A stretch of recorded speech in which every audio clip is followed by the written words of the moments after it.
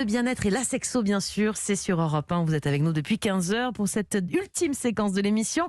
Nous sommes rejoints par Catherine Blanc, sexologue et psychanalyste à Paris. Aujourd'hui, Catherine, on va répondre à la question de Liliane. Je vous la lis. Mon mari a 63 ans et c'est pas toujours facile pour lui d'avoir un rapport sans prendre du Viagra.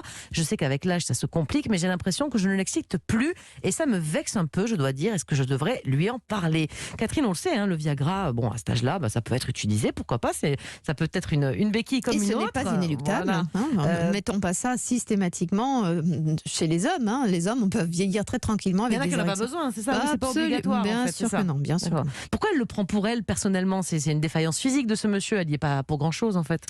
Eh bien parce que c'est pas spécifique à cette histoire-là, c'est vrai d'une façon générale. Les femmes ont tendance à penser que l'érection est l'affirmation de leur capacité à être érotique, être sexy, etc. Une évaluation de leur qualité. C'est-à-dire qu'un homme serait à l'état flaccide et à peine une femme passe, pouf, il bande. Si d'ailleurs tel était le cas, ils sont des agresseurs parce qu'ils bandent dès qu'on passe. Donc c'est insupportable. Donc en fait, c'est toute l'ambivalence féminine qui se raconte là. C'est le besoin d'avoir un pouvoir sur ce pénis et par son seul sex appeal. Or, évidemment que c'est une histoire de relation. Évidemment que cette femme vient apporter des possibilités, mais l'homme reste toujours aux commandes, bien inconscientes malheureusement pour lui, de son pénis, à savoir de sa propre fantasmatique, de sa physiologie, de ses inquiétudes liées à plein de choses. Et puis après, il y a la relation, comment la relation s'établit. Est-ce qu'elle se réinvente ou est-ce qu'elle s'endort? Et du coup, évidemment, avec une fragilité un peu du point de vue physiologique, eh bien, chemin faisant, c'est un peu plus difficile. Mais elle a qu'à l'accompagner chez l'urologue ou le médecin traitant pour savoir que cette dysfonction érectile, le fait de ne pas avoir d'érection suffisante, n'est pas lié à un manque de désir. C'est que malheureusement, avec l'âge, naturel, c'est fréquent. C'est comme ça. Pour un peu qu'il soit diabétique, qu'il ait des problèmes qui vont favoriser une dysfonction érectile. Des problèmes cardiovasculaires, par exemple. Exactement, elle va comprendre que finalement, c'est pas de sa faute, c'est quasiment pas une maladie, mais voilà, et que le Viagra... Oui, une conséquence d'une fragilité, bien sûr. Donc peut-être l'accompagner. Bien sûr, ne serait-ce que s'informer, parce que en fait, c'est très narcissique cette question.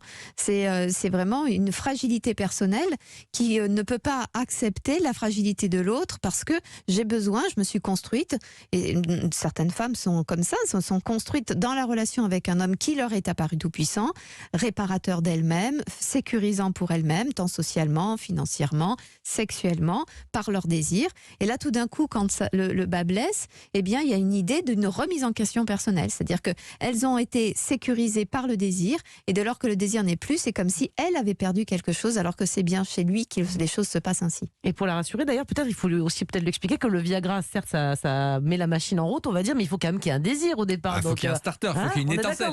Alors, ceci étant, je suis pas sûre que ça la rassure parce que du coup, elle se poserait la question, pourquoi n'aurait-il pas de désir pour moi? Ce serait double peine. C'est-à-dire, si que le Viagra fonctionne, il faut qu'il soit en désir. Pour qu'il soit en désir, elle va se poser la question si elle n'est pas désirable. Dans un premier temps, elle a besoin de penser que le fait qu'elle passe devant lui, elle est excitante, mais si en plus on lui dit... Moi je voulais dire en tout cas, c'est que si ça fonctionne avec du Viagra, c'est qu'elle doit bien l'exciter un peu quand même, parce que sinon ça fonctionne pas, s'il n'y a pas de désir. Je n'avais pas compris, je crois. Voilà, excusez-moi, oui, je n'avais pas effectivement compris. Oui, en effet, si à partir du moment où il prend du Viagra, son érection est, c'est tout à fait qu'il est aidé par le Viagra sur l'expression de son désir qui est tout à fait au rendez-vous. Et donc effectivement, elle n'a pas à s'inquiéter. Et il faut peut-être aussi se dire que sans Viagra, il n'y aurait plus du tout de relation sexuelle, peut-être aussi, ce serait encore pire et qu'il faut voir le côté positif.